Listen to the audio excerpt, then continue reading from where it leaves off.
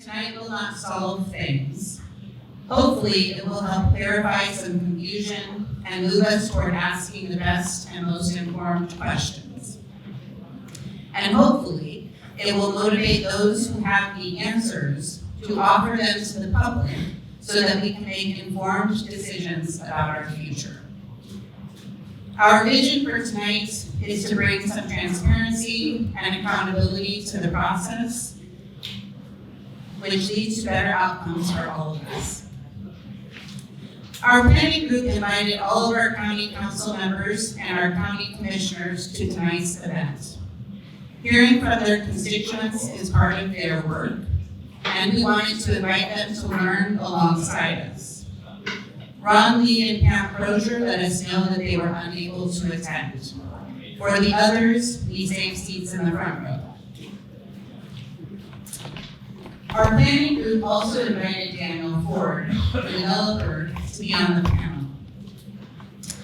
He declined, but agreed to do two things. First, send a short statement to be read tonight. Second, answer a list of questions that we shared with him Monday. As of 5 o'clock today, neither of those things has happened. Tonight's town hall felt necessary to a number of people because information about the JPG data center and our government officials' decision-making processes has felt mysterious to a lot of people. It is felt as though conversations and information haven't been accessible to everyone equally. For big decisions like this, written and verified information is key. It should be available to every member of our community for their consideration. Tonight will take place in two parts. First, our panelists will each have 7 to 8 minutes to speak. Then we will open the floor for questions. We will end at 9 p.m. So about 15 minutes or so before then, I will announce last question. Before we begin, let's go through the community agreement that is printed on the small handout that you received. Maybe tiny handout. 1, only questions, no statements. 2, questions must be related to the project and the impact of the project. 3, only 1 question per person, but if you have an immediate follow-up question related to your initial question, you may ask it. 4, no repeat questions. 5, no personal attacks, heckling, that kind of thing. We are all trying to do our best here. 6, if we come to a point of contention over the facts, the moderator, me, will know the discrepancy and we will move on to the next issue. Then we will all go home and do more research. 7, please address the panelists and not the audience. We all will try our best to only share what is verified information. We all, moderators, panelists, audience members, should feel comfortable saying that we do not know the answer, if that is the case. Those can be moments that show us our next best question. Tonight we will work to have conversations that move us forward together. We understand that not having the information we need has caused a lot of fear in this community. People have been grasping for some truth to hold on to. We also understand that misinformation can lead to fear as well. It causes confusion and can overwhelm us. And even further, we understand that sometimes the accurate information we get can also cause us to be fearful for the future. Sometimes the truth is scary. Even so, we need to seek that accurate information, name our fears, and name our vision of the future. So this evening, we will do our best together to share what we know, note what we don't know, and imagine the future we want for our community. We need to imagine together, and then we need to do the work of imagining. So thank you. We will start with Eli Chandler. Thank you everyone for being here. Thanks also to our moderator, Dr. Sarah Patterson, my fellow panelist, Bryce Gustafson. Did I say that right? Close enough. Close enough. Of the Citizen Action Coalition, and Dr. Eric Dodge. Community events like this don't happen without a lot of involvement from a wide array of people. I'm so amazed we were able to pull this together in such a short amount of time. And I want to thank everyone who helped make this possible. Last but not least, I want to thank our representative from the Jefferson County Sheriff's Department, Laura. She's doing a perimeter check right now. She is here exclusively to keep Dr. Dodge in check, because I don't know if you know this. Economists have a reputation for bringing wild parties. To start, I'd like to review a timeline of events for what's happened in this area we're all here to discuss this evening. In 1995, Dean Ford was the highest bidder for 1,200 acres of land from the former Jefferson Proving Grounds. The total purchase price in 1995 was $5.1 million. Adjusted for inflation, that's just shy of $11 million today. In 1998, the zoning board designated the area purchased by Mr. Ford as heavy industrial. After that, not a lot happens for about decades. Then, in February 25th, 2026, 28 years later, a permit was issued for a proposed hyperscale data center on land. Reports on its size varied wildly, but suffice it to say, this is projected to be one of the largest data centers in the world. Exactly 30 days later, an appeal was filed. April 14th, 2026, the County Council heard public comment for the first time regarding a resolution to form an economic revitalization area. During the meeting, council members stated more than once that this ERA has little to nothing to do with the data center and has been needed for years. On April 24th, the Board of Zoning Appeals accepted the amended appeal. May 12th, 2026, the County Council had a meeting to vote on the ERA resolution. Public turnout was large, with the majority of speakers voicing opposition to the resolution.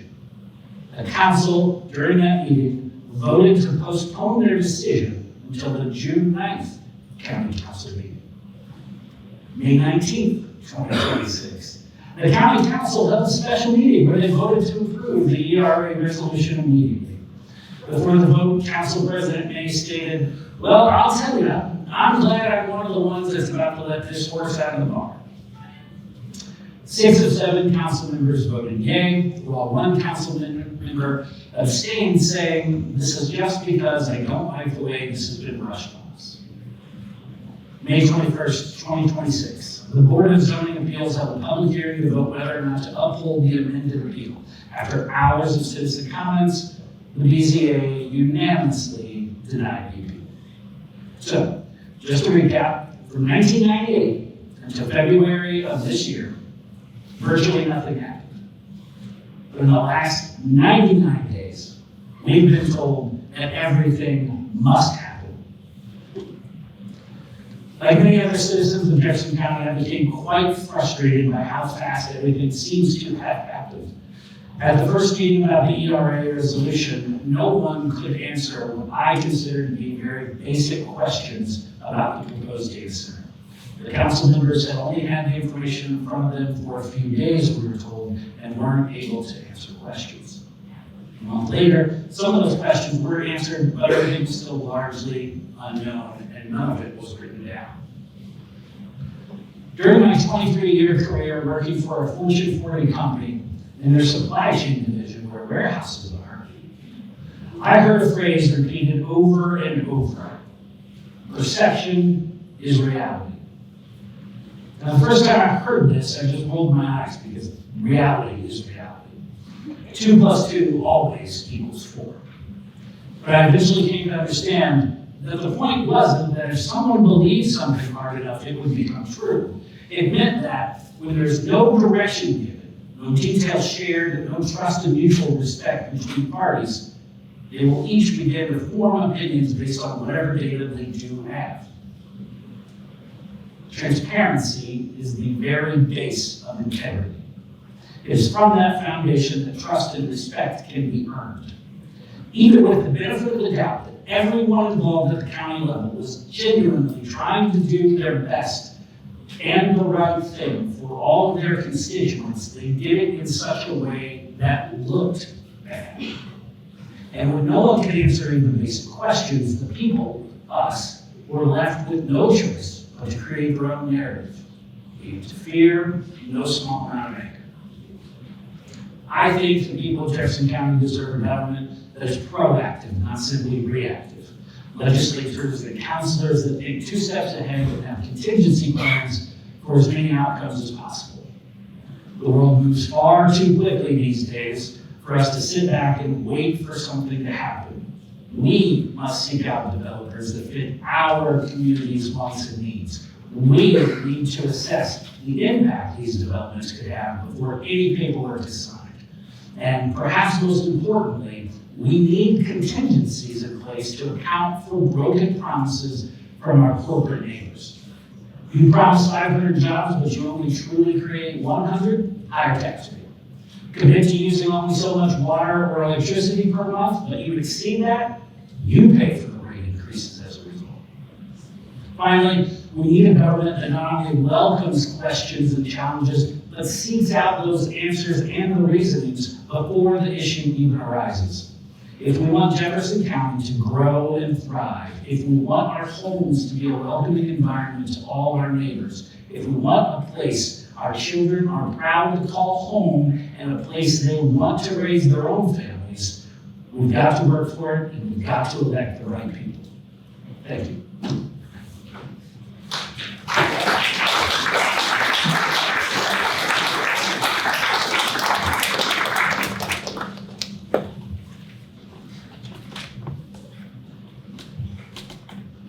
Can you hear me?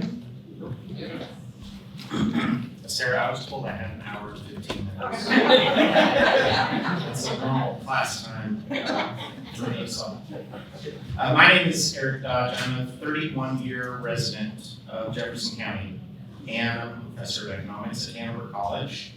And usually when I tell people that what I do for a living, they groan, tell me that economics was their worst class they ever had in high school or college.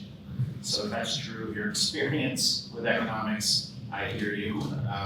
It'd be awfully nice to get that to yourself for at least a minute. Thank you for inviting me, Eli and Sarah. I'm not here to give the room an economic forecast of how the proposed data center will affect incomes, jobs, or tax revenues for Jefferson County. To my knowledge, Jeffco, can I call it Jeffco? See, it sounds good. I'm gonna go. Jeffco has not been presented with an economic impact report, though I'm guessing that the buyer of the land has probably done one, and will eventually get it.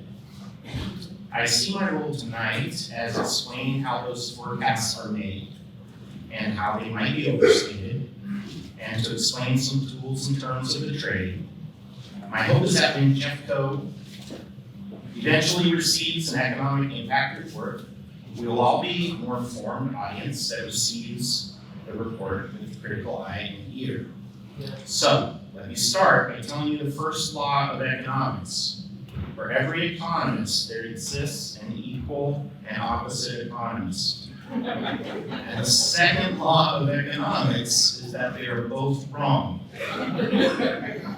So with that in mind, class, when you hear people touting the economic benefits of a large project, like construction of a new stadium or a factory or a data center, the industry standard platform for those estimates is something called an M-plan model.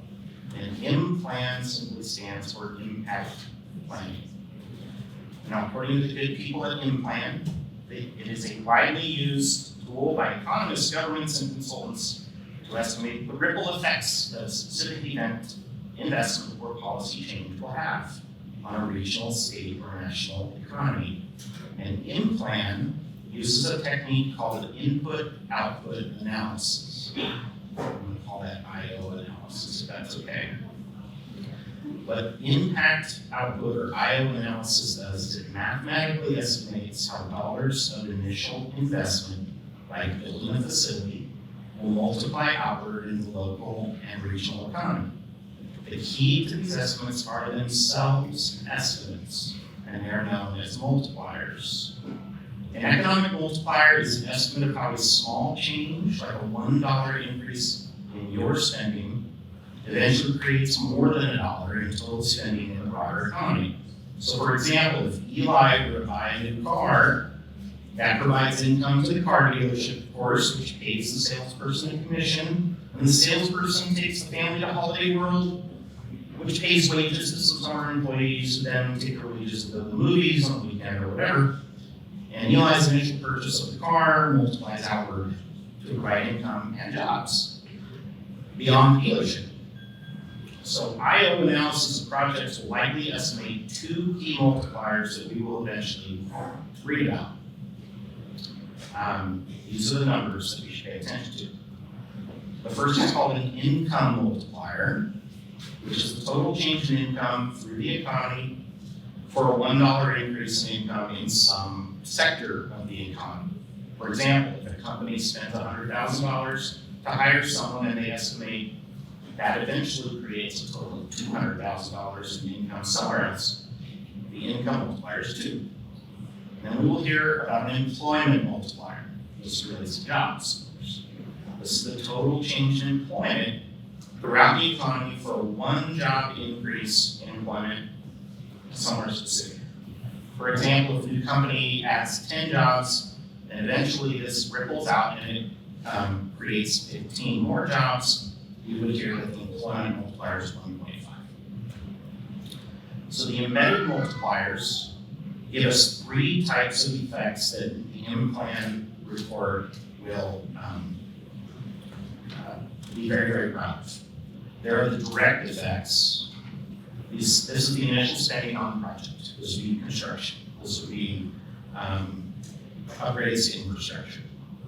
Then there are indirect effects that we'll hear about. These are secondary things like business-to-business purchases that the facility would say, well, we're going to purchase this, a coffee maker for the break room, and that's going to go inside our building. It's not construction of the building, but those things add up too. And then there are the induced effects, and this is sort of what I was describing with the person who bought the new car and took the family to Holiday World, or the salesperson did. The induced effects are those consumer spending multipliers that go through. So we're going to hear about the direct construction, the secondary purchases, and then the induced spending, and all told, that would be the number that we are losing. So the most critical outcome, the IO analysis of these estimates of how the initial dollars of spending on a project and jobs will multiply throughout the economy. Those are the numbers that you and I will be presented with, that will hit the media, and your elected officials will rave about them.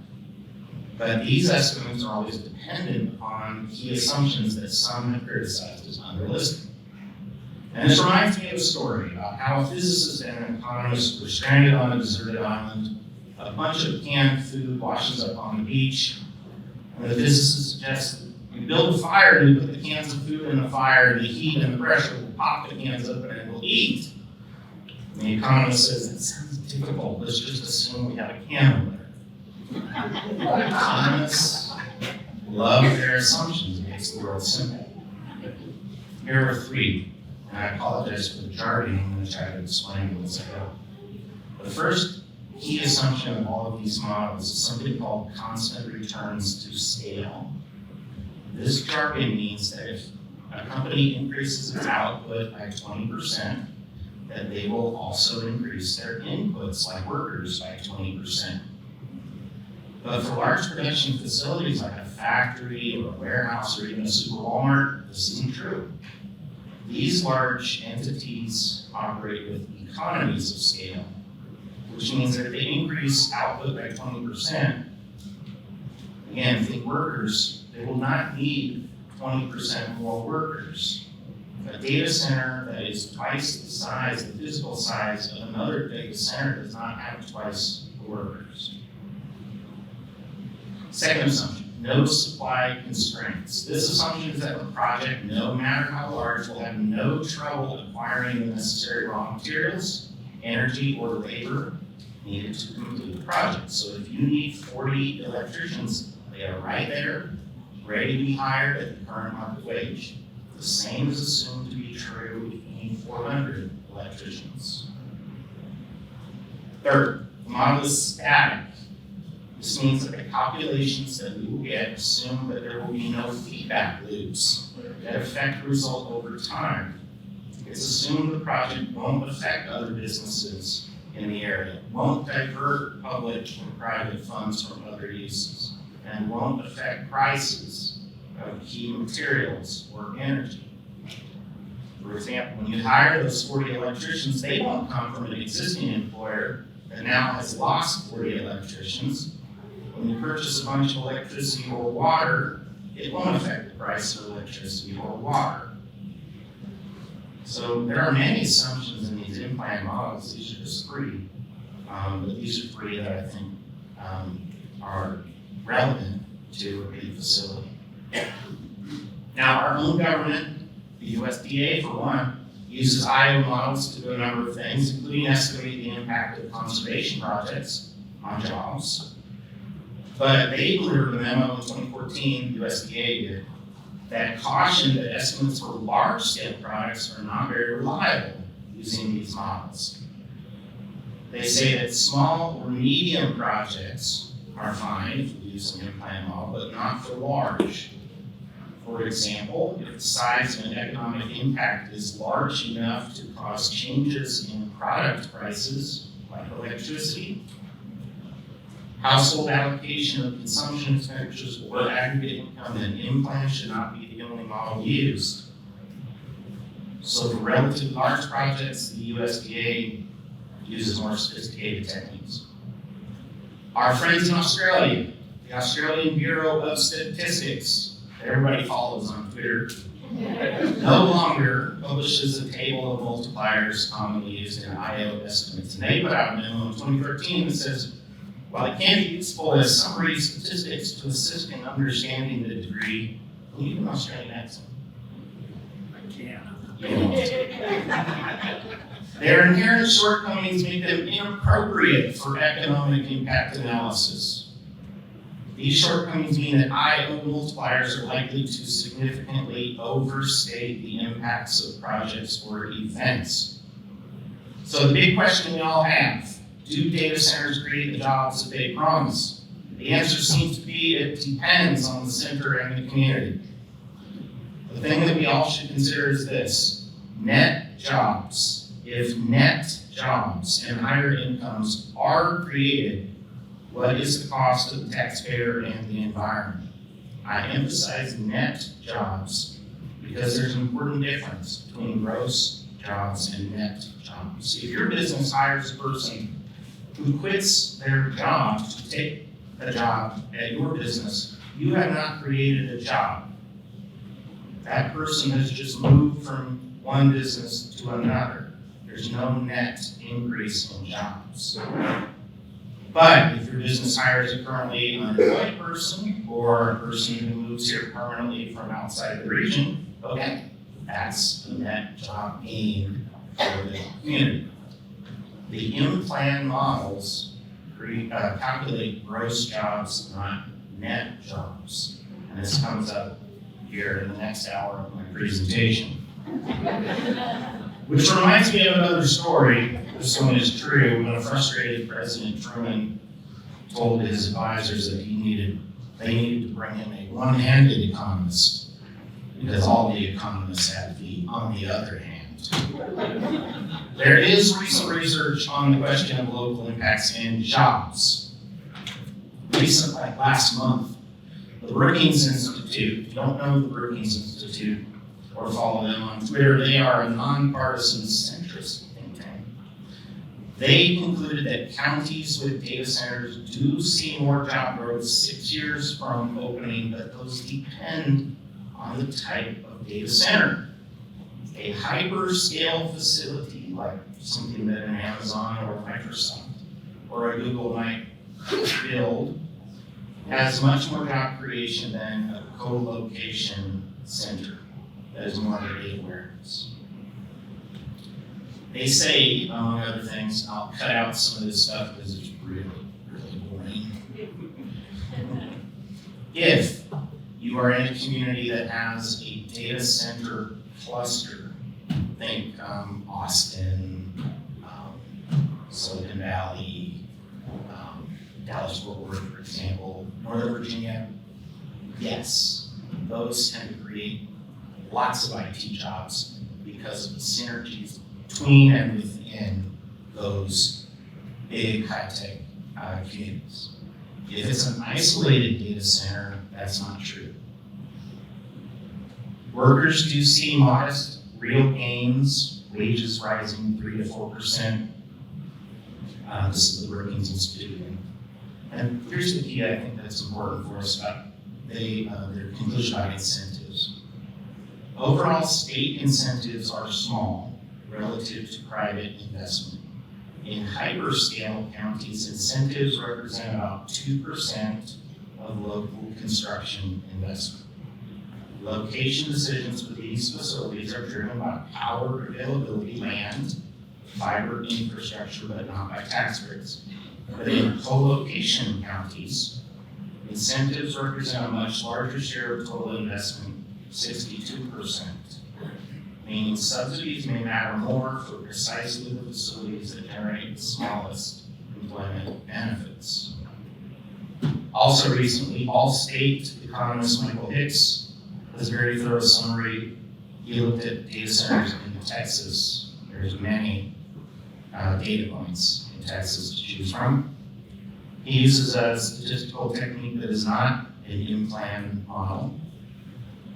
And he looks at jobs within classification codes. Now, without getting into the weeds about the codes, and they're dying to hear more about the codes, he says that in the Texas counties, there are no significant net job creation after a data center is built. He concludes that job gains in one area of the same information sector are being offset by losses in another. In his words, he says, in other words, though there are gross job flow changes, there is no discernible net change in jobs associated with data centers in Texas. He concludes, what is very clear from the results of these causal estimates of employment effects is that fiscal incentives for data centers cannot be justified on the grounds of job creation. State and local governments should suspend existing tax incentives and defer any future incentive decisions until more analysis has been completed. So, practitioners of these IO models are aware of the limitations, but they generally consider the straightforwardness of the analysis to be worth it. However, the prevailing consensus is that IO multipliers tend to overstate the eventual impact of the project, especially if the project is large. And the people that tout the results of the IO estimates usually don't mind that the numbers are overestimated.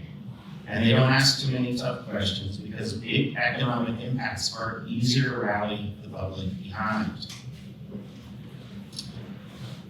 I realize we're not here to talk about sports, but if you'll indulge me, this is a common issue when cities use economic impact studies to push to host large events like Super Bowls, Final Fours, or the Olympics. Elected officials, the Chamber of Commerce, use exactly these same multipliers and questionable assumptions, and then persuade constituents in the media that hosting the event will bring hundreds of millions of dollars to the city or the region. And I could go on and on and on about how economically flawed those reports are.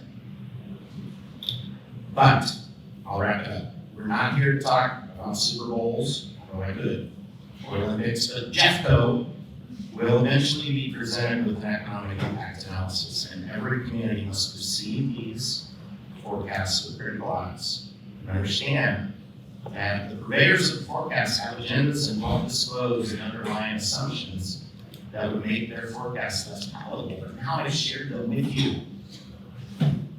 Even if the economic forecasts are reasonable and favorable, every community must insist upon full transparency. How? many public dollars are going to be used for the project. And understand those dollars will be siphoned away from other uses like education or streets or conservation. And of course, there are costs to the environment, including but not limited to pollution in the form of water, soil, noise, light, air. These are real costs. They're too often ignored by cost-benefit analysis and decision makers. So again, thank you for the invitation, Sarah. You're still my friend. It's uplifting, honestly, to know that Jeffco has so many residents that care about their community and care enough about it to spend part of the Friday night revisiting their worst class ever. Thanks.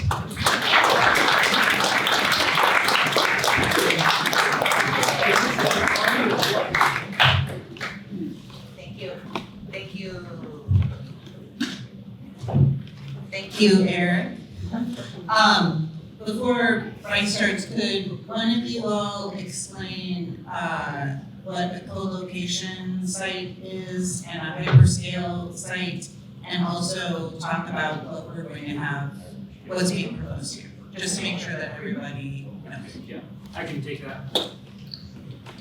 Am I on? Yep, okay. So, an enterprise data center is for one company. Amazon Web Services has enterprise data centers, and they are the only people with data on those servers.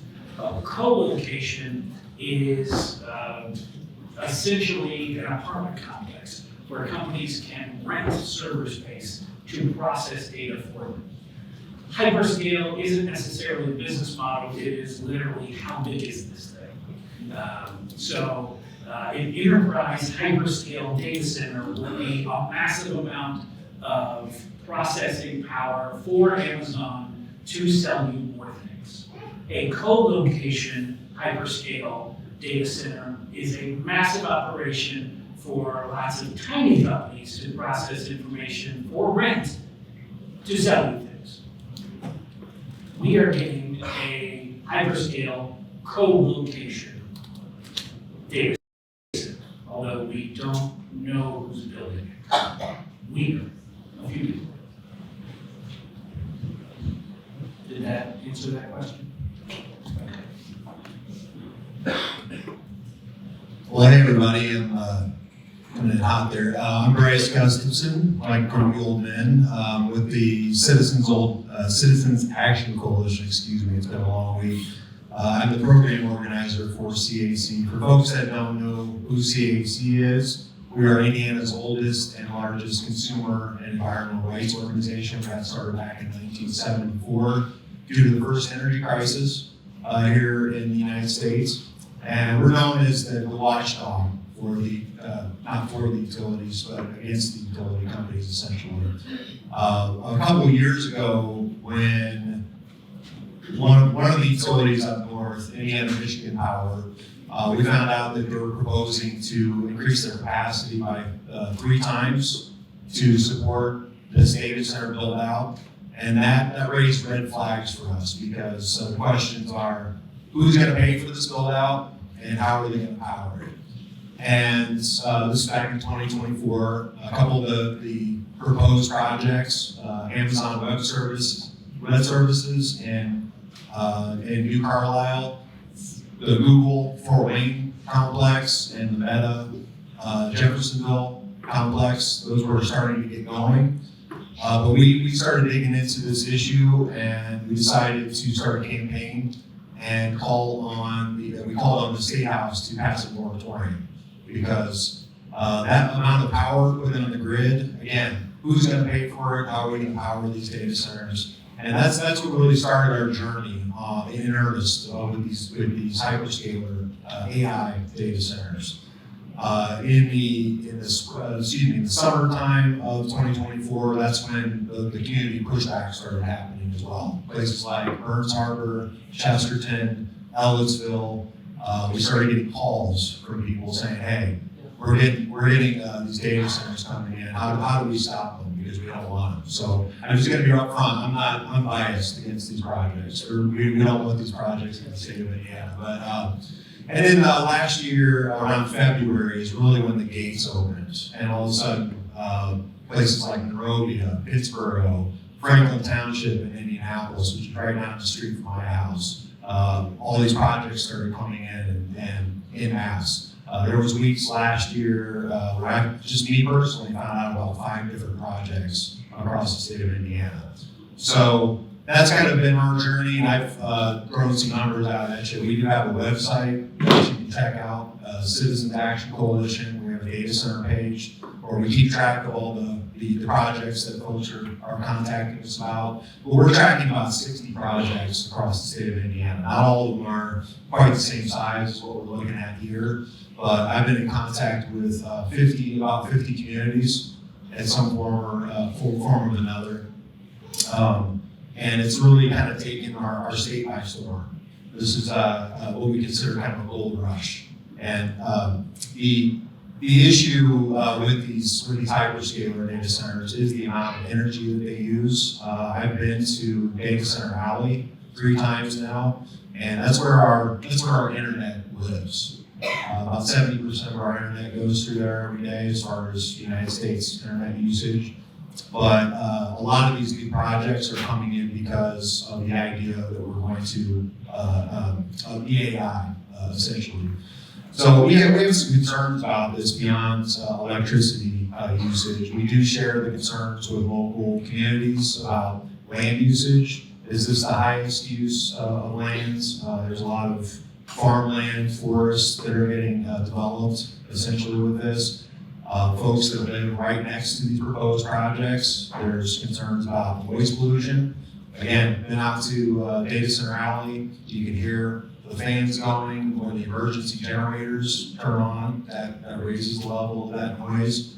Air pollution because of those diesel emergency generators. Light pollution, especially during construction.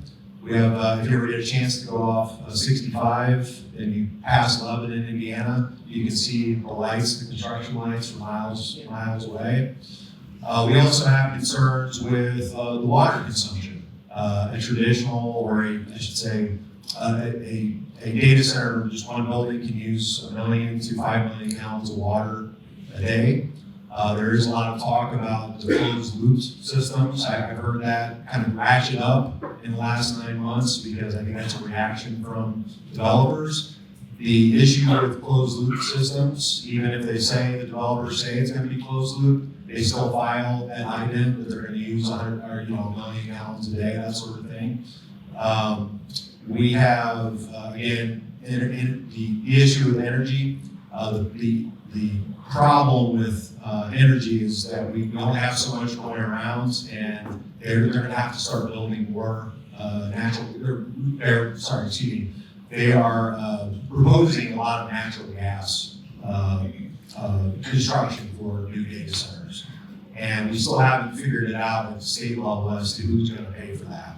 The State House passed a law last year that said if a utility like Duke Energy wants to file a special exemption at the Indiana Utility Regulatory Commission, they can force the large load user, the end user, the data center, to pay 80% of the costs, and we have to pay 20% of the cost. But the other exemption that they could take is that they get a 90-day, the IURC has to say okay to their plan, a concept of a plan in 90 days. And what we've seen so far is Indiana Michigan Power, they filed for that second option. They just filed to spend or build $7 million in new power generation. And by our estimate, their customers are going to have to pay 40% of those costs. So there's a lot of unanswered questions as far as that goes, but the other concerns that we have, I suppose, are tax breaks as well. For folks that don't know, our state house passed, our state legislature passed a law in 2019 that gives data centers up to a 50-year sales tax exemption. And we've just, this is breaking news, last week, the Amazon Web Services data center up in New Carlisle we finally found their tax savings. It landed at the Indiana Economic Development Corporation's transparency portal. And it went from, 2024, this tax exemption was for $1 million. This past year it was for $655 million. And almost 600 million of that is from that one data center complex up in Utah. And that's just for one complex, and we have, who knows how many are actually going to get built. So that's money that's not going into our state coffers. In that 2019 bill, they also allowed the local communities to pass local tax abatements for sales tax, for property tax abatements and for real property tax abatements, meaning all the things that are inside the building. Each community has the ability to choose the pathway they want to take with that. Some are saying we're going to get 50% of those tax monies that we should be getting 100% of. But most of the communities that I've seen, they're giving data center developers 10-year, 100% tax abatements on property taxes, and then anywhere from 20 to 40 years on real property taxes. So the question is, as far as taxes, what is the community getting out of this? The other issue we talked about jobs a little bit. We did the analysis based on how much power industry or commercial uses, industry or commercials economic development uses. For every 1 megawatt of power, traditionally there's 42 jobs that are created. With data centers, it's 0.26 jobs per megawatt of usage. And so there's a question there. There are jobs, construction jobs that come in, of course. Can you repeat that? Yes. Can you repeat this? Yes, thank you. For every megawatt of energy that is used, traditional, commercial, and industrial is 42 jobs. With data centers, it's 0.26 jobs. Permanent jobs. You'll hear developers say that we're going to bring a lot of jobs in. That's the construction aspect of it. And of course, yes, you're going to build a 7.2 million square foot facility. There's going to be a lot of jobs coming in. I've talked to some union folks. They want to get their piece of the pie, so to speak. But I've talked to some union folks that are on some jobs up in Michigan City, and they said that less than 10% of the people who are on that job actually live in Indiana. So we have a lot of people coming in from other states to do those jobs. The other issue, I guess, that is a little more intangible, but is a matter of transparency, of course. What we've seen is, and what we hear, what we hear is that a landowner will get a knock on the door from a lawyer, from a developer. They won't necessarily say who they are, but hey, we want to give you guys 10 times more than what your land's worth. What's the project for? We can't tell you, but actually we want you to sign an NDA. And that happens with landowners sometimes. It also happens with the elected officials. And that's a problem there, because in a lot of cases with these fights, we've heard at least rumors that the developers have been talking to elected officials or landowners for 3 months, 6 months, 12 months, and then all of a sudden they say, hey, we're here. And then the community has about a month to respond. So that's been a big problem. That happened in Monrovia, Indiana. So there's quite a few concerns that we have with data centers, least of which, again, back to the energy piece. I don't know how many folks are having a hard time paying the bills. That seems to be going around the state at this point. And we're experiencing energy crisis at this point, utility affordability crisis. But that we haven't started building the power generation to power these data centers at this point. So again, essentially we feel that we shouldn't be subsidizing data centers as far as our utility bills or our taxes. So I I will stop right there. Thank you for bearing with me. It's been a long week.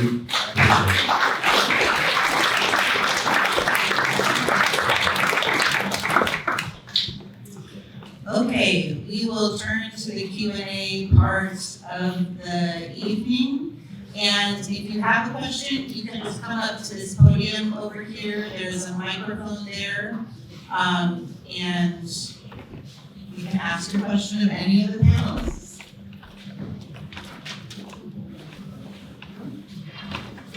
Jim, will you make sure that the microphone's on? Yeah. Is it on?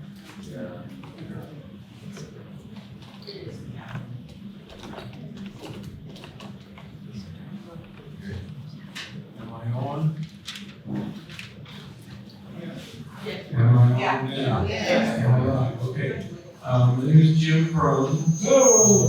And I'm interested in following up on what you all have said in terms of, because I've heard on both sides in terms of taxes coming from a data center like this. Because it seems like that would be by far the biggest benefit to a county if we're going to use all kinds of electricity, water, et cetera, in return.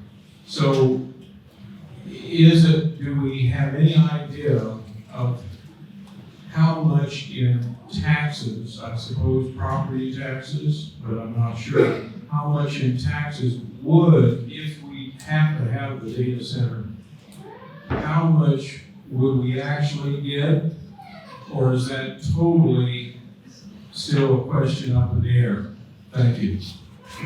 That's a fantastic question, and I'll let you kind of speak to it in a second. But I had a chance to speak with Danny before, but she can be here tonight. The number he threw at me was $60 million. I don't know what the span of time for that was. It could be a pilot where it's payment in lieu of taxes, so we would get it mostly all up front, and then it would be up to us to invest it or whatever. Two things I want to point out about that. That's the guy selling the land telling me that. I don't have that written down anywhere, and I don't know if, because of the economic revitalization area resolution that was passed, if there will be any tax abatements. I want to say this, because I want to hold the right people accountable. Daniel Ford looked me in my eyeballs and said, they have said they will not ask for a tax abatement. And I believe if they do, the county council should say no. So he said that. And if they've been here, I would love to hear what their opinion of that would be. So everyone here, hold your county council member accountable to the fact that they should not go for any tax abatements, according to the developer, the seller of this land and this project. Short answer to your question, I don't know.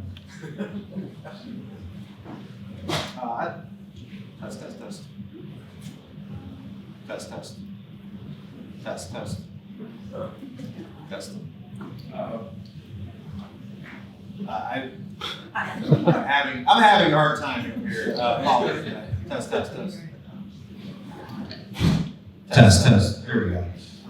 So the 2019 law, they were supposed to, whenever the State House passes something to do with taxes, they're supposed to do a financial analysis and how this is going to impact our budget.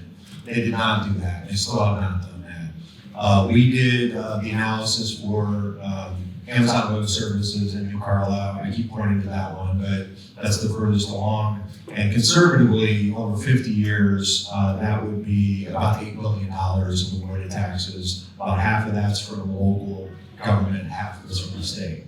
That doesn't include the $600 million that they just avoided last year. So the question, the answer to that's hard to answer because we just don't have those numbers from the state. As far as we don't know how much this project's going to cost. I meant to mention this earlier. The industry doesn't measure these projects in square footage. They measure them in megawatts and the amount of money that they pump in. So based off of Amazon Web Services spend, it was $11 billion initially. that's where that $4 billion from the state number comes from. But the more they spend, the more taxes they avoid. So if it's a $60 million one-time gift, essentially, they're gonna get more money back from that. And if they don't ask for tax abatements, which I haven't seen it, except one. I've seen one data center operator not ask for tax abatements. But if they don't, then that's going to be quite a bit more money coming into the community. But it's hard to know without how much are they spending on this whole project? I hope that answers the question.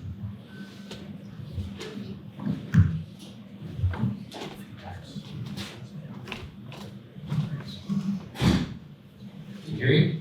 There we go. Hey, my name is Justin Fresh, and I live here in Madison, Indiana. I'm on Madison's Hilltop. So my question for the panel, if you can answer it. So since this is a hyperscale data center that is coming to Jefferson County, is there anything that we can do to prevent a case of eminent domain or utility priority use to this data center because of the sheer scale and size of the data center that we have found out and know there is an assumed 765 kilovolt line that is coming from southeast to northeast to Jefferson County Proving Ground for the power usage. And there will also be shared water usage that we have found out not only from Jefferson County, Indiana, but also from DuPont, Deputy, and Ridley County, which their citizens have been informed of over the past week. And I think that's very shocking as well, that they will be contributing to that water supply and will not be saving the tax return from that. So what's your opinion on that? That's something.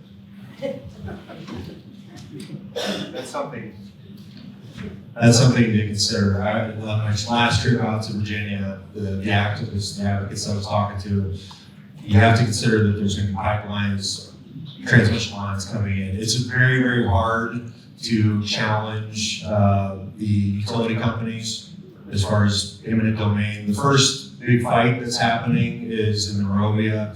They want to put transmission lines from the Google data center down to an existing power plant. And the utility has put out 12 different routes.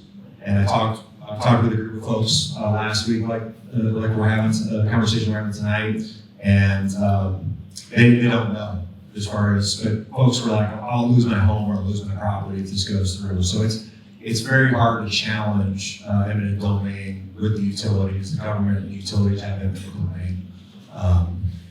It's not possible, but it makes it a lot tougher. Yeah. Thank you. I just want to tack on to that, Tony, if you'll give me my mic back. There it is. Here's the thing that just occurred to me. We're all here because we love Jefferson County, Indiana, and whether you're for the data center or against it, you love Jefferson County, Indiana. But it's not just Jefferson County, Indiana. Now we're impacting the utilities of Ridley County. Now, and then what's next? The homes that might get moved or destroyed, or power lines that are not in Jefferson County, Indiana.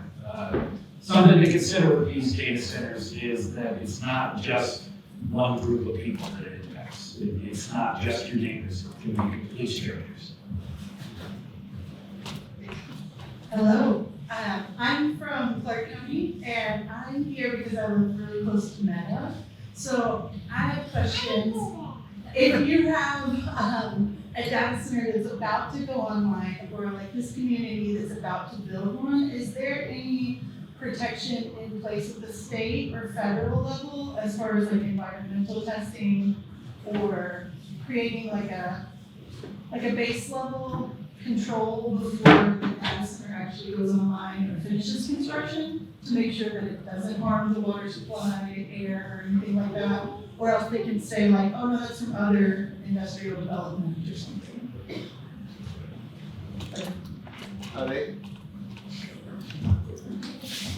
They have to get permits from IDEM, the Indiana Department of Environmental Management. If it leads into some federal system, they might have to get permits from EPA. My opinion is those protections aren't strong enough. And the State House a few years ago, I can't remember which bill it was, but they passed a law that they can't pass anything more stringent than national levels. So that's something that's going to have to be talked about at the State House. But they do have to get permits. But to me, it's, the state government's really pushing for this stuff. So.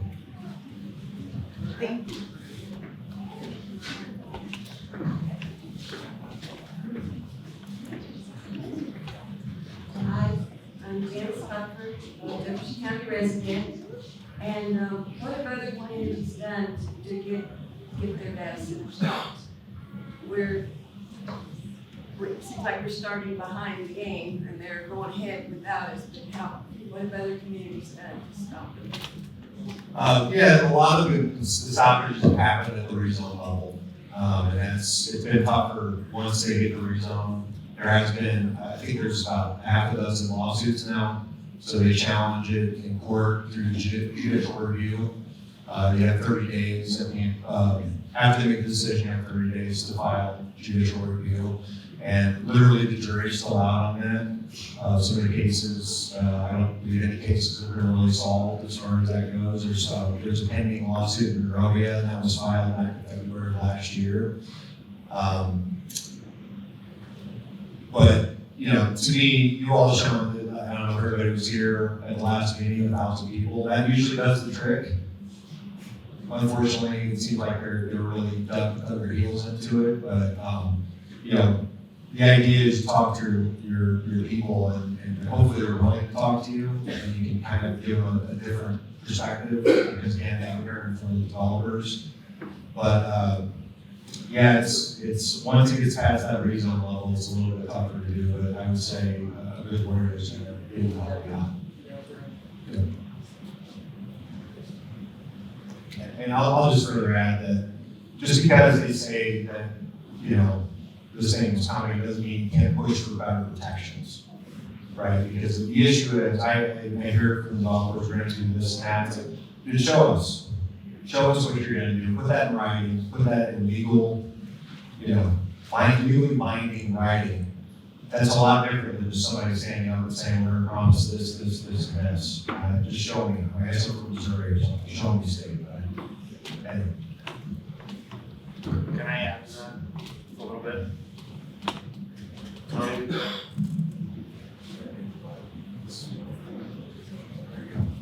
All right.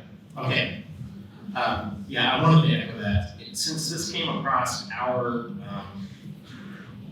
news in the last, 99 days? 99 days. Okay. I've done a lot of reading about other communities, and my own state of Oregon jumped on the data center bandwagon early. They have a heavy tech industry. Intel is headquartered out there. A lot of the communities in recent, let's say 18 months in Oregon, are having big buyer's remorse and wishing that they could, put the toothpaste back in the tube. A lot of communities were rushing to jump on the IT, train, I guess, and wish that they had taken the process more slowly.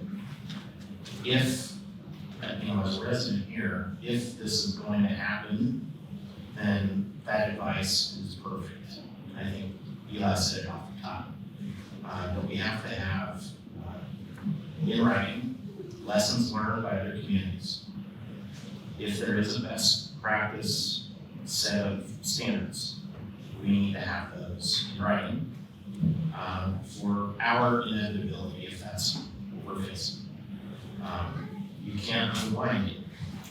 I'm learning once it's done and done poorly. So I'm not the legal mind to make any coherent suggestions about how to do that. But I think that the community needs to bring those legal minds to the fight. Okay, I'll just add, maybe, hello. I'll add to, I don't know if I mentioned it earlier, but there's been 18 counties and municipalities who passed moratoriums. And the idea behind moratorium, it's not a permanent, there's been 2 counties who have banned data centers, that's Cass County and Marshall County.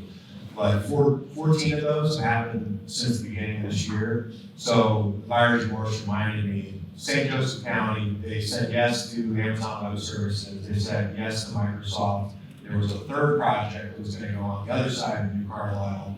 And the same people who said yes were like, we need to slow down. We need to figure this out.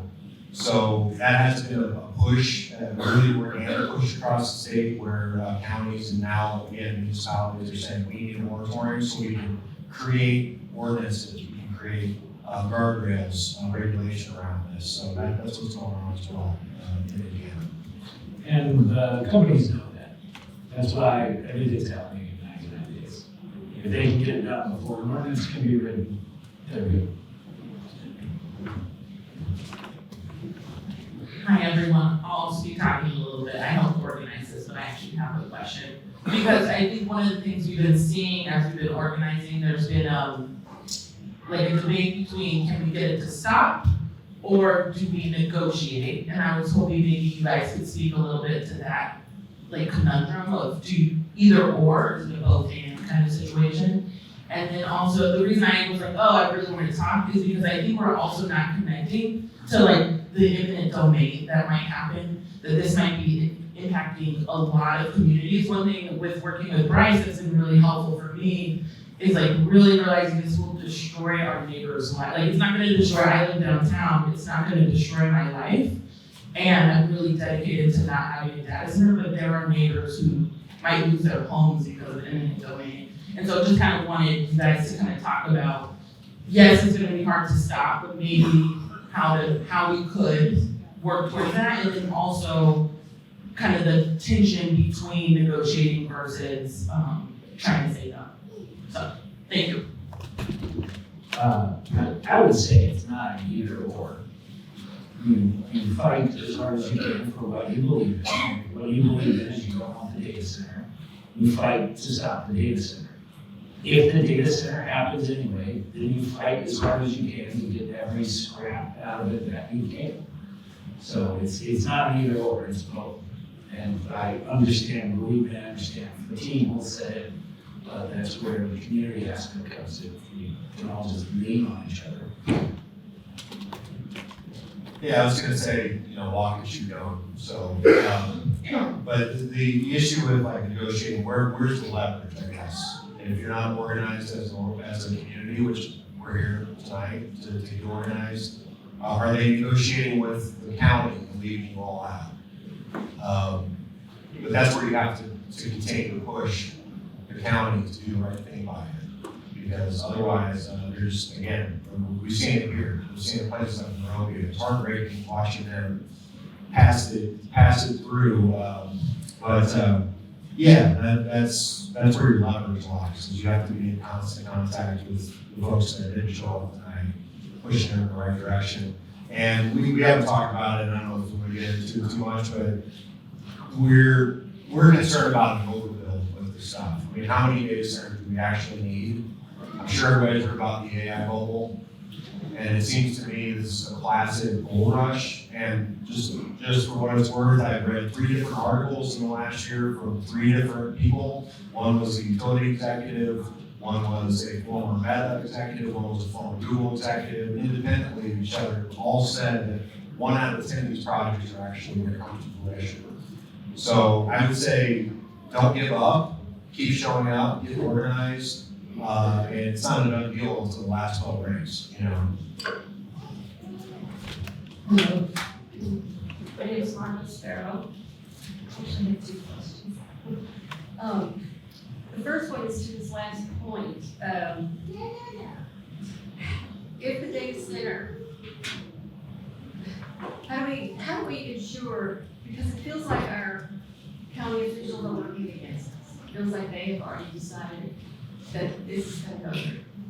It does not feel like they're representing the citizens of Jefferson County. So how do we, the citizens of Jefferson County, ensure that if this does happen in spite of our best efforts, that they will make sure that there are written protections in place. For instance, how do we ensure that they make sure that whoever develops this pays from 100% of the utilities? I don't understand why any of the citizens should pay for any of the utilities that a data center uses. I don't understand that at all. Why do some communities have to end up paying, what you said, 40% of water usage? That makes no sense to me. I don't feel like a data center, I feel like the data center should be completely responsible for whatever utilities they use, because we're responsible for utilities we use.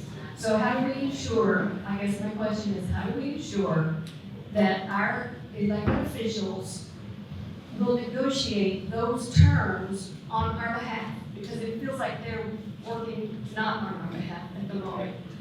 And my other question is, why would they tell us who the developer is?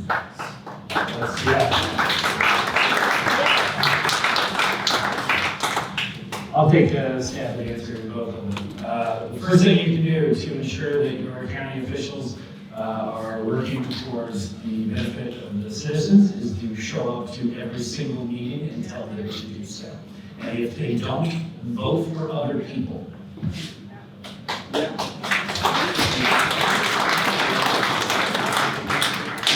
And I'll add to that, we're nonpartisan, we don't do electoral politics. The day after the primary, I got 4 different community members from 4 different counties across the state who let me know that all the pro-data center people lost their primaries against the anti-data center people. Almost all of them, I should say.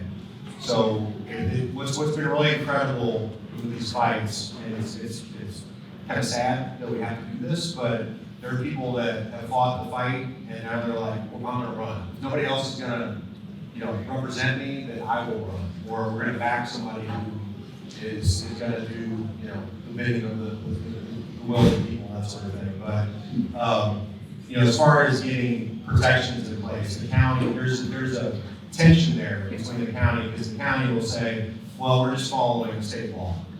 And the state lawmakers will say, well, it's a local decision.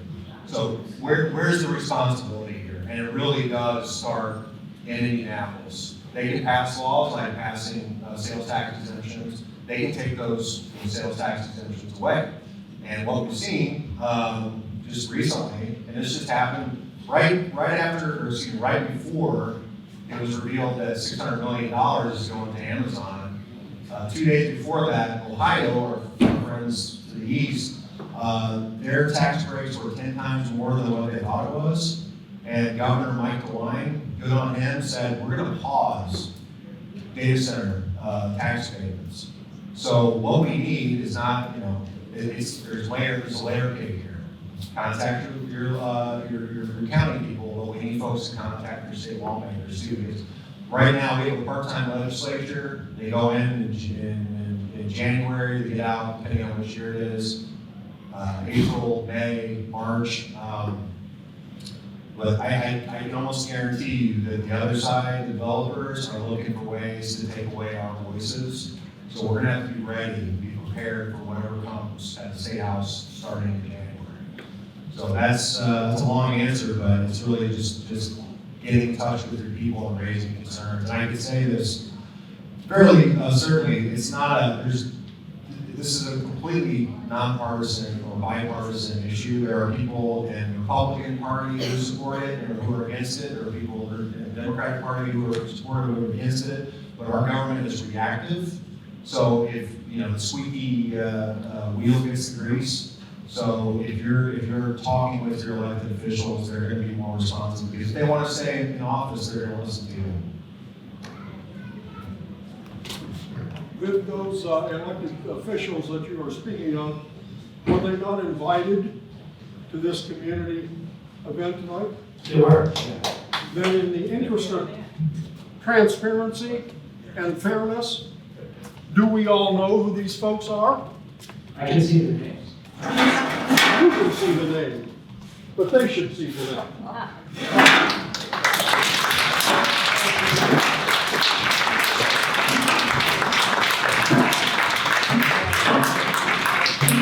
Now,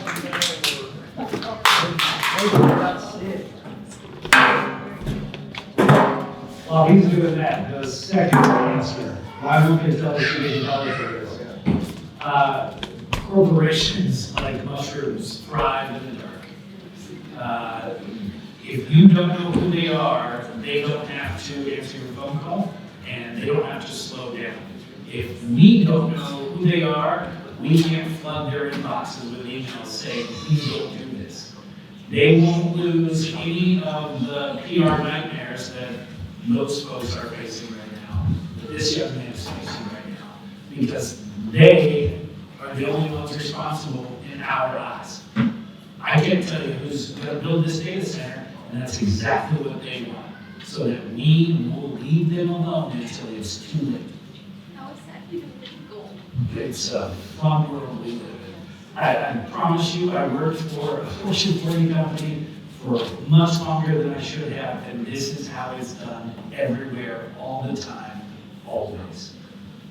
To the point that only 1 of 10 projects will come to fruition. I will tell you that I have seen that Fortune 40 company select a site to build a warehouse, plaster its name all over a small town in Texas, and tell them we're bringing you 800 jobs, and here's the other warehouse we own in Texas.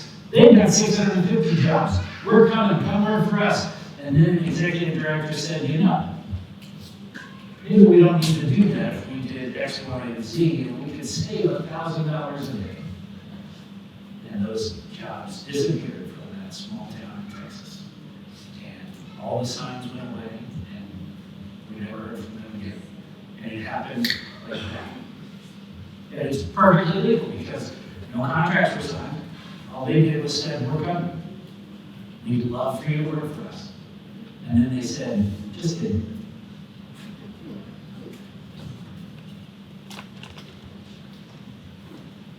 It's been suggested that for the folks in the back, they may not be able to read the names.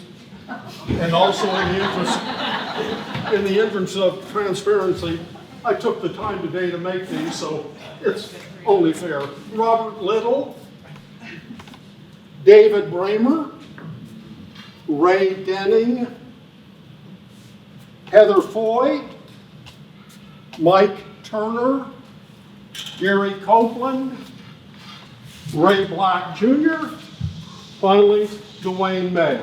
Those are the folks you need to take to this business too, because they are the folks who are making the decisions. And they're not.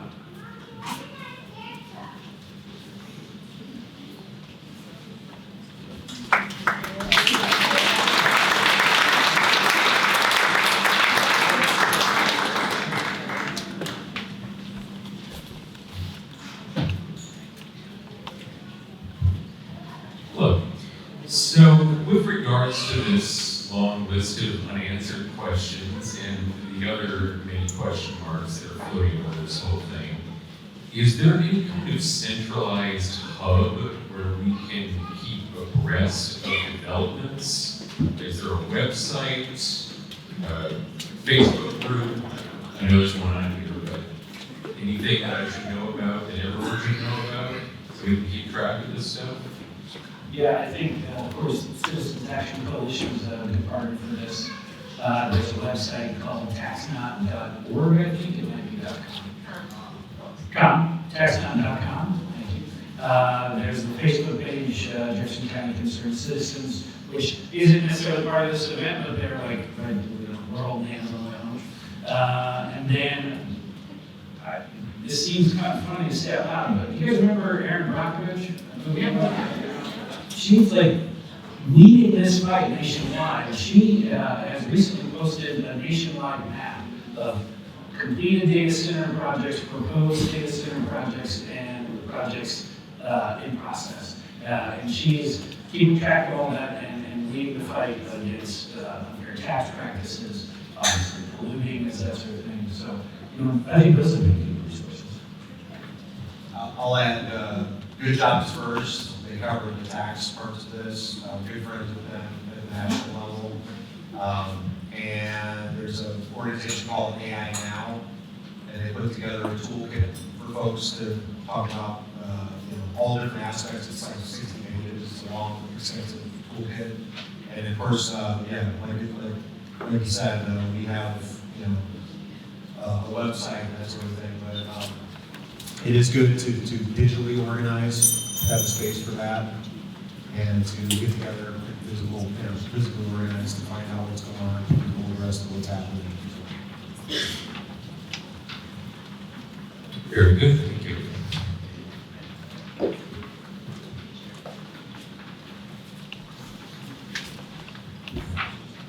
Hello.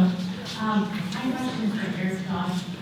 Can you talk a little bit more about the economic impact of what $60 million, well, hypothetical, what impact could that have on our community?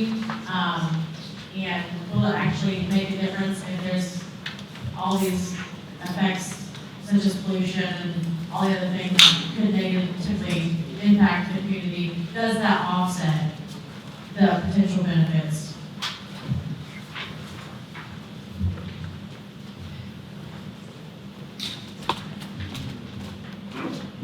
What? Tony? We good? Yeah. Okay. First of all, like I think Eli said, to Jim's first question is, we've not yet been told, at least in writing, officially, what sort of tax revenues the county will receive. I should have done my homework on if $60 million turns out to be semi-accurate on how big that would be. To get to Margot's question though, and it's related to yours, I promise, wouldn't it be great, wouldn't it be amazing if Jefferson County was the first county to do this from the start to the finish with complete transparency, where proposals from the buyer and from the government, representatives of all of us, were out there in the open for us to decide whether that's reasonable, we can live with those numbers, or we can live with those accommodations for things like the environment. Wouldn't that be fantastic if Jefferson County was the first to do it that way? As somebody else said, it's hard to talk about the negative environmental impacts when you're not the one being, you're not living next to the hog farm, right? But you know that the people that are being harmed by that in lots of ways.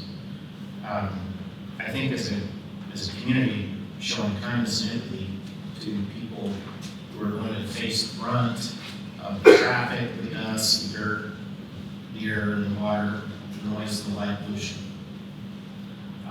To be just as much an advocate for them as you would be if you were in that position would also be an amazing thing for Jefferson County to be able to hold up and say, we did that, we stood up for those people. I wish I had a better number in terms of your 60 million, but that number is itself somebody's best guess, but it's not ours, I'm afraid.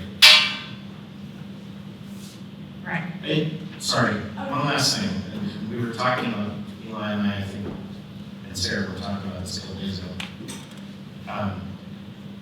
If any employer, a large facility, were to somehow offset our property taxes, that doesn't benefit people who don't pay property taxes. Right. You know what I mean? Like, I could say, God, my property taxes went down by a couple $100, good for me. But it doesn't help me if I'm a renter. So we need to also, I think, in terms of the kindness and empathy thing, think about how economic benefits may not benefit all of us, and maybe we should think about how they could. That's just my uneconomic opinion. Thank you.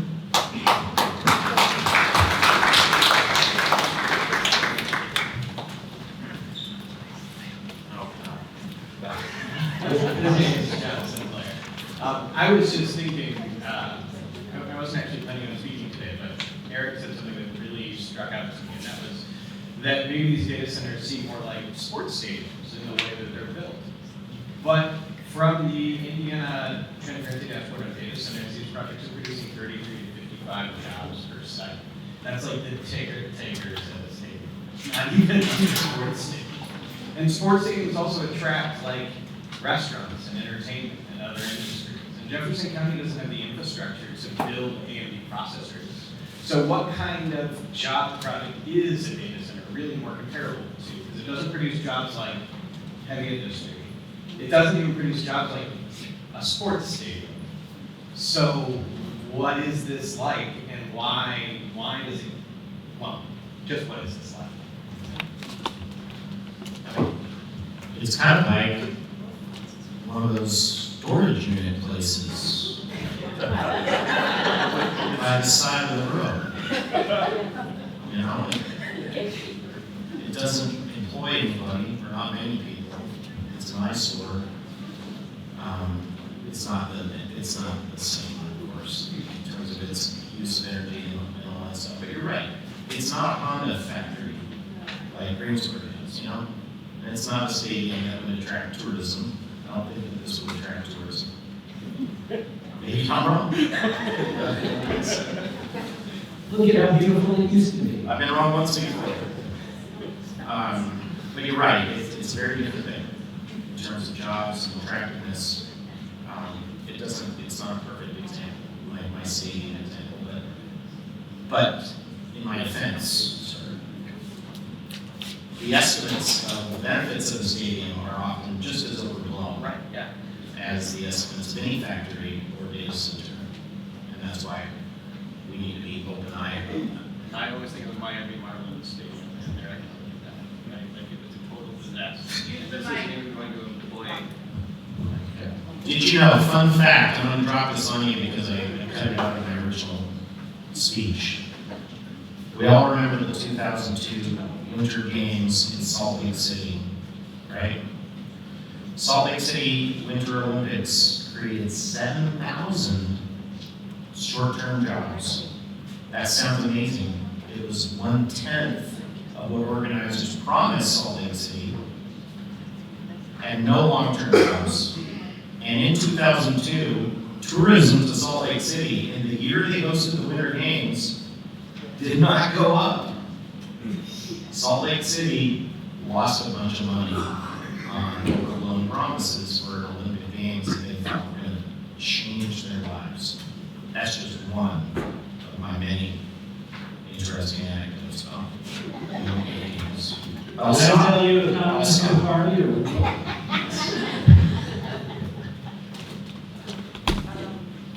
Is my mic on? No. Why don't we have these 3 questions be the last questions? Can I, real quick, I'm sorry. I just want to give this information out. Again, when we had our face-to-face meeting with Mr. Ford, he broke it down like this, again, verbally. In the $50,000 to $70,000 per year range, he expected this project to create about 35 jobs. $50,000 to $70,000 a year is a pretty good salary for this region, but it's not that many jobs. And that's also at full completion of the site, which is going to take 6 years to come online. Probably another 125 to 150 jobs. That would be things like trades jobs, HVAC repair, electrical, plumbing, that sort of thing. And that would be, again, in the 50 to 60 grand a year area, depending on experience and all that sort of thing. And then finally, when you're talking about like security jobs or custodial jobs, those are 20 on the low end, 50 on the high end. And those jobs created would be somewhere in the neighborhood of 50 to 60. Again, that's at full completion. So even if all those numbers are 100% true, it would take 6 years for that to happen. And I frankly don't believe those numbers are true. And I have no reason to because it's not written down. Can I add 2 cents? I got a chance to go to Hammond for to the baby data center, 100,000 square foot. We had a 3-hour tour of the data center, and I saw other than the security people, I saw one guy there. There was two guys giving us a tour. One was a lobbyist, and then one was a developer. And we also, my boss, our executive director, ran into a data center developer who developed a traditional data center. He actually liked what we were doing against the AI data centers. But he told my boss that they have nobody that works on the site. It's all remote work. My boss asked him 3 times, "Are you sure about that?" He's like, "I have nobody on site other than security, janitorial. There's nothing wrong with those jobs, but they're not high-paying jobs." So that I've also read that you can do again remote work with those jobs in a lot of places. So people could be working around the world. So just wanted to put my 2 cents in there. Water and air quality, we've been told this is a closed loop system, but closed loop systems require heavy chemical treatment to keep the water clean inside the pipes. When the water eventually needs to be flushed or treated, what is the exact plan for chemical disposition or disposal? Will the wastewater treatment plant handle it, or will it be sucked out? And what guarantees do we have that emergency summer surge won't overtax the high river aquifer that our town relies on? How often will they be running tests, and what kind of continuous emissions and noise monitoring will be enforced by the county to protect air quality and health of families and residents too? That's something that came up, water usage in particular with our face-to-face meeting. Mr. Ford suggested that the closed loop system will use significantly less water than more traditional data centers. He says 200,000 gallons per building. There's going to be 9 buildings, so 1.8 million gallons of water for the whole site for the cooling system. A couple things that doesn't account for is daily use. The employees that do work there are going to have to use the bathroom, wash their hands out. So that's about 15 gallons a day per building, per shift. And then there's the impact of having to do what's called blowouts, where you got to release some of that water and put fresh water in. I gave him this look when he said 200,000 gallons per building. And he went, no, it's true. The water's not going to go through any phase changes. It's not going to be pressurized, so it won't become steam. It won't go back to water. It won't get so cold that it crystallizes. And for the physicists in the room, you'll know that what that means is there's less chance of mineral deposits forming in the pipes. These are all great things. He believes that it will just be water from the tap with maybe a little algicide and some rust preventer in there. And then he went so far as to say, I've talked to the company, and what they've told me is, because it's such a low amount of water, if we want, we will truck in distilled water, so we don't even have to pull it from the aquifer. I didn't say it, I just heard it. Again, none of that's written down. And if that's true, and it takes 6 years to get everything started, and the water can stay in the pipes for 10 years, at year 10, you start an annual cycle of 200,000 gallons, all the time, always. And, I'll tell you this, it doesn't account for the fact that we've been told by one of the council members that there's going to be an assisted chiller system in place for particularly hot days. So when the fans running through the radiators aren't getting the job done, they'll do an evaporative cooling system. That will have to, by definition, pull fresh water every time you turn it on. You have no idea how much that will be. So as far as water goes, they won't tell me. And with the noise? Yeah. I keep saying what I've been told, because I just want to be clear, like all of this has been verbally passed on to me. Nothing's written down and contractually obligated. We have been told that it will be 90 decibels at the site itself. By the time they plant trees, install berms, and get a few hundred feet away, it'll be down to 20 decibels. That does not account, of course, for low frequency hunt. That is just for the things that humans can hear. Low frequency, if you're not aware, is around the 20 megahertz range, and you can't hear it, but it's still doing things to your eardrums. It can be obnoxious, it can be very loud, even though you're not aware that it's happening.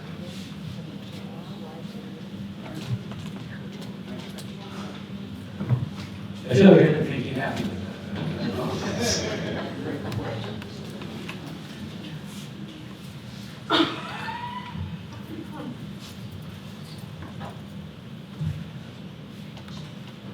So because of the data center's placement in the former Jefferson Proving Grounds, Could you talk a little louder? Yeah. Because of the data center's placement in the former Jefferson Proving Grounds, would it possibly mandate an environmental impact statement due to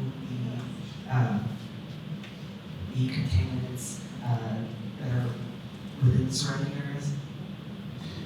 Yeah, at the last commissioner meeting, I think, I don't know if anyone in the audience was there with me, but they said that none of that would happen until they apply for a building permit. So it's kind of a little bit of a roundabout. It seems like every time you ask a question, they say it's this person or this group or the next meeting or the next meeting. But I believe any environmental impact study would happen at the building permit stage. So once they say, we want to build X, then someone will go out and do that stuff. And that would be on the federal level, possibly a multi-year state? I imagine I did would do that in the Department of Environment.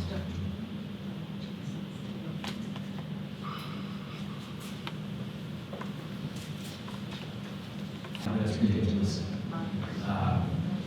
We come together as a community. Just because you fight something doesn't mean you can't love somebody. So I don't feel good, but I'm going to get up in the morning.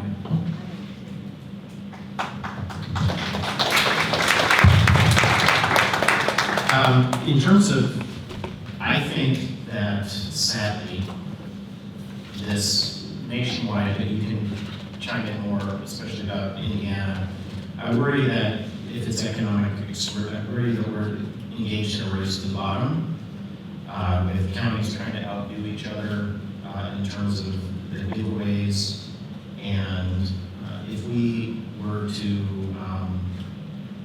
stand up and insist upon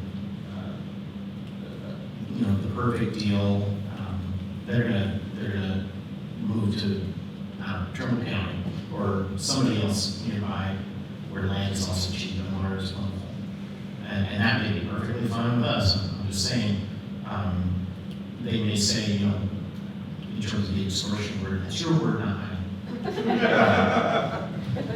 We're going to take our 67 jobs and go. Because you're not offering us enough money. Concessions. I have so many feelings about that. I mean, part of what motivates me when I get up every morning to help whatever community I need to is the fact that Hoosiers we're continuously kind of looked at as a flyover state, that we can just, people from the coast want to do some kind of development, as the professor said, a race to the bottom. I've been seeing that for 17 years, and whether it's, a local person making those threats, or Google, or whoever else it is, it really just like a red flag to a bull to me. Because how dare you? How dare not you? How dare somebody coming in here and just kind of bullying people around? And so, off my soapbox, but other states, what we've seen is, if they don't get their way, they're going to sue, like it's been happening in Michigan.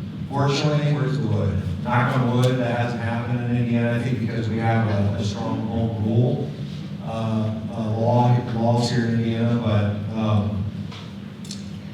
I don't know, so many feelings about that. I just think that, somebody that feels like they're entitled to a deal, the bottom line in my experience, people who actually support these projects, they stand to make money off of it. That's the bottom line. That's it. whether it's developers, construction people, you know, the big tech, whoever. Or, yeah, I mean, honestly, campaign contributions, that tells you a little bit of the story, but, you know, like the State House, you can find how many gifts that our state lawmakers get, and it dwarfs the campaign contributions. There are lobbyists out there. I'm a lobbyist. I'm a registered lobbyist in the State House. I don't write checks to lawmakers. The way we lobby is from people like you making their voice heard. But their job, their number one job, is to make sure that the person they want something from a lawmaker, is to make them feel as special and as important as possible. And that's what these developers are very good at. And if they don't get their way, they throw a tantrum. I'm like, go sit in the corner, all right? You know. So anyway, it really upsets me because you know, your home's your home, your community's your community, and the fact that people care about their community, act like that's some kind of foreign idea to them. And I applaud everyone for being here, for the thousand people that showed up at the last meeting, and the tens of thousands of people across the state who are standing up and defending their community against something that, you know, the problem with developers is they haven't told us why. Why do they want to bring all these data centers in? It's the future. What future? The future to them is they want to develop AI and take all our jobs. They've said it over and over and over again. So I think these are the questions that really need answers, and I think a lot of elected officials don't have answers to that. They're just saying, hey, Google told me this is the future. Well, what does that mean? We want a future where our communities are protected. We want a future where we have, you know, we can bring our kids, we can raise our kids and grandkids. And they just don't have that same vision. So anyway, off my soapbox, but thanks for the question. That really helped me up. I appreciate it.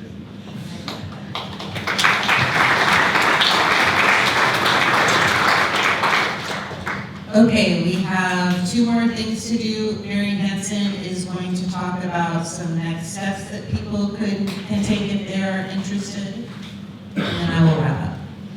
I love some good theater, so I decided I was going to send Daniel Ford's chair. So, you all got a flyer, and on the back side of it, in the small font, is all the questions we sent to Daniel that he said he would answer. And we have received no writings at all. And this is, he offered, we invited him to be on the panel. He did not want to show up because of safety concerns, so we offered to read a thing he wrote. He didn't write that, and he also offered to answer our questions, and he did not answer the questions, right? And so my invitation to everyone here is we should ask every elected official these questions.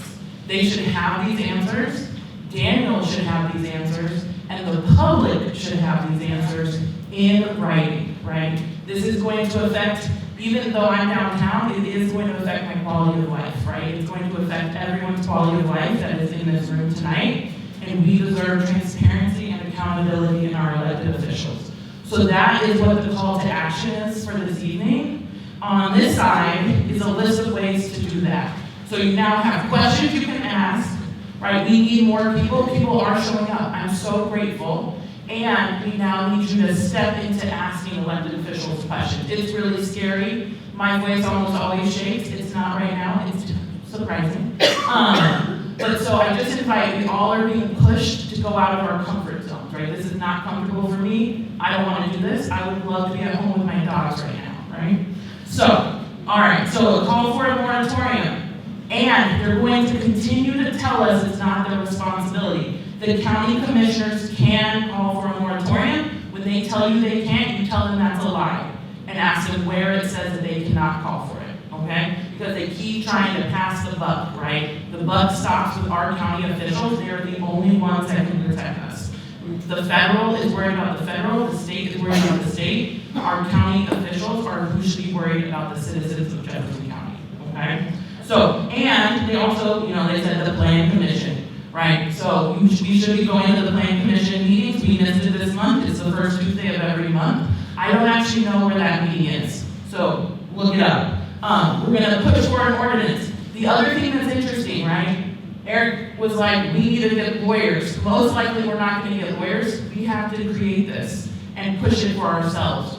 There are ordinances, I have one from Pennsylvania that we can edit, but we need people showing up and doing some of this work. Many of us on this town, I have a second job now doing this and I'm exhausted, and so we just need more people being willing to push themselves out of their comfort zone, okay? We also continue pressure the county council and county commissioners. The county council passed the ERA, right? So now they're getting this slush fund of money that we have no idea where that money's going. We need to make sure that we continue to let them know we are watching them and that we want the money to support the county, Jefferson County Jeffco. That is way easier to say, thank you for that. We also really invite sharing with your friends and neighbors. Not everyone knows what's going on, and we really need to continue to spread the word, okay? There's a bunch of these flyers in the back. If you're willing, take some. Go put them on your neighbor's doorstep. We did it, it's actually quite fun. You get to see your neighborhood in a whole new light. I was like, oh, look at this nice yard. You don't even have to talk to people, you can just leave it there, okay? Or, if even better, bring it to like your next book club and share with people what you learned here tonight. I learned so much, I'm so grateful for this, thank you all. The other thing is support challenger candidates. We have we have 1.5 here tonight. We have Rebecca Schaefer in the back. Will you stand up, Rebecca? Hey. Rebecca's running I clearly don't know to wait for the clapping to stop. Rebecca is running for District 1 County Council, okay? So if you're in District 1, Rebecca Schaefer is super dope and does amazing research and really thoughtful. Our .5 candidate is Eli Chandler over here. He hopefully,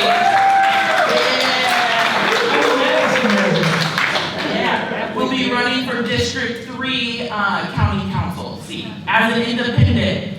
The Dem is not running, so you're gonna have to really thoughtfully vote for this one over here, right? If you go down that side. Also, we need donations for our legal fund, right? We do have the lawyer that did the appeal is continuing to help us, but we need to fund that. And it takes the whole community showing up, right? And you have to write Jefferson County DC legal in the thing if you donate, okay? The other thing, we have the no data science center, data center signs for your yard. Please buy them, get people to buy them. I will have ways to do that later, but I've been focused on this. $5, they're $5 for the signs. One last thing. We also, if you're interested, we do meet every Sunday at 5 p.m. Reach out to me and we can connect around that. Thank you so much. Thank you very much. So, as a wrap up, I think we have 4 thank yous. So can we start with our panelists?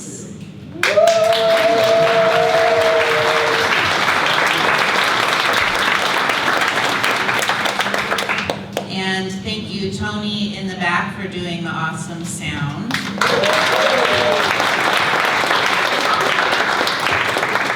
Tony is an excellent DJ for me. And then thank you to all of the volunteers tonight who baked cookies and came and set up chairs and all of those things. So if you did that, will you stand up for a minute? Raise your hand if you did it. Raise your hand.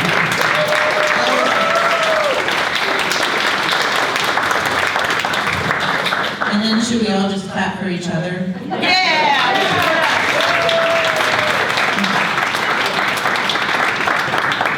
Thank you all for coming tonight, and we look forward to further conversations in the future. Thank you. Can I just one closing statement real quick? Yeah. You have to listen to me, I live on 3rd Street.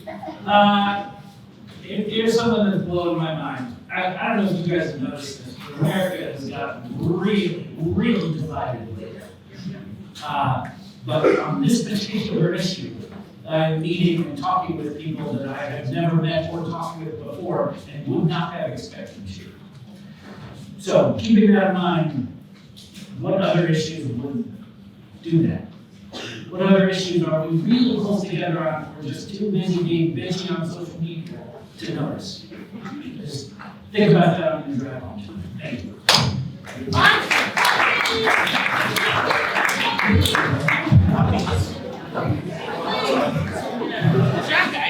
Yes.